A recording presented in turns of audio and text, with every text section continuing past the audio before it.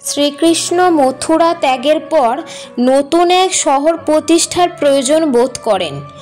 এক্ষেত্রে দুটো কাহিনী প্রচলিত রয়েছে। প্রথমটির মতে কৃষ্ণ গরুড়ে অর্থাৎ কৃষ্ণের বাহনের ওপর চড়ে ভারতের উত্তর পশ্চিমের সৌরাষ্ট্রে আসেন এবং সেখানে দ্বারকা নগরী প্রতিষ্ঠা করেন। দ্বিতীয় কাহিনী অনুসারে নতুন এই শহর প্রতিষ্ঠার জন্য শ্রীকৃষ্ণ নির্মাণের দেবতা বিশ্বকর্মার সাহায্য নেন। বিশ্বকর্মা কৃষ্ণকে জানান যদি সমুদ্রের দেবতা অর্থাৎ সমুদ্রদেব তাদেরকে কিছু জমি প্রদান করেন শুধুমাত্র তবেই এই কাজ সম্পন্ন করা সম্ভব হবে। কৃষ্ণ তখন সমুদ্রদেবের পুজো অর্চনা করেন এবং সমুদ্রদেব খুশি হয়ে কৃষ্ণকে 12 যোজন অর্থাৎ 773 বর্গ কিলোমিটার জমি প্রদান করেন।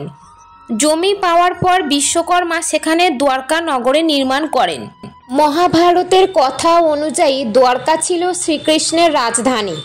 দ্বারকা নগরী নির্মাণ করা হয়েছিল খুব ভালোভাবে পরিকল্পনা করেই।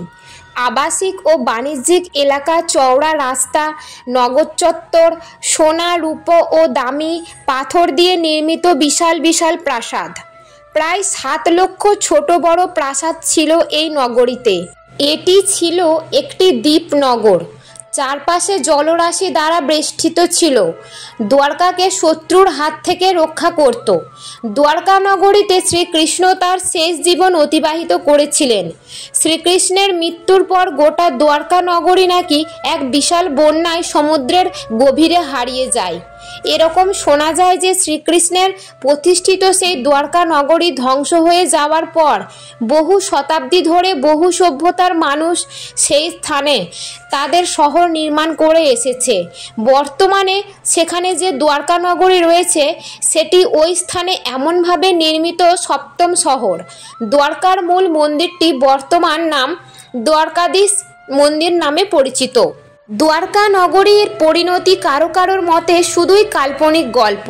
তবে অনেকেই আছেন যারা খুবই জোরালোভাবে বিশ্বাস করেন যে দ্বারকা নগরীর ঐতিহাসিক ভিত্তি রয়েছে।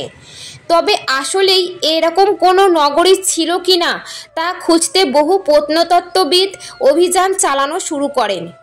এই আবিষ্কারের পরিপ্রেক্ষিতে উপকূল জুড়ে গবেষকরা আরও কয়েকটি অনুসন্ধান চালান। এই অনুসন্ধানে দেখা যায় যে নগরীর সামনে সমুদ্রের নিচে প্রায় 36 মিটার গভীরে রয়েছে প্রাচীন সেই নগরীর ধ্বংসাবশেষ। গবেষণায় দেখা গেছে এসব ধ্বংসাবশেষের সবগুলোই প্রায় 15 শতাব্দীর, যা মহাভারতে বর্ণিত শ্রীকৃষ্ণ নির্মিত সেই দ্বারকা নগরীর সাথে মিলে যায়। এটি প্রমাণ করে যে তৎকালীন সময়ে দ্বারকা ভারতের অন্যতম ব্যস্ত একটি বন্দর নগরী ছিল। এই আবিষ্কারের ফলে পৌরাণিক দ্বারকা নগরের অস্তিত্ব কিন্তু চাইলেই আর গল্প বলে উড়িয়ে দেওয়া যায় না। বাস্তবে হয়তো কোনো এক সময়ে সমুদ্রের কিনারে এই নগরীটির অস্তিত্ব ছিল। হয়তো এটিই একসময় মানুষের কোলাহলে পূর্ণ থাকত, যা এখন হারিয়ে গিয়েছে নীল সমুদ্রের অতল গহ্বরে।